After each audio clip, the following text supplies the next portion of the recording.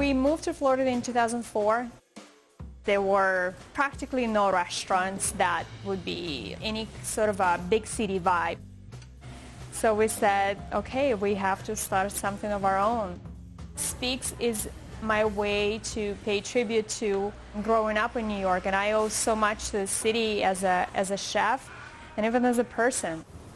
In everything in life, we always try to look for the best solutions.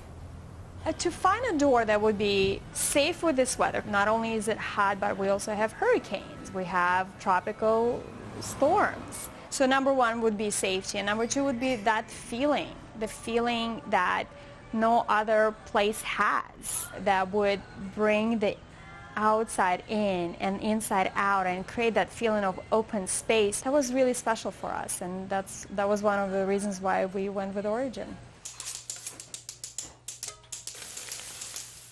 When you have a restaurant, it's such a different feeling when you can erase that boundary. People need to feel like they can see right inside and get drawn in. When you open the doors, you're drawn into what's going on. The smells are going out, the music. So when people are outside and they're walking by, you feel the vibe immediately.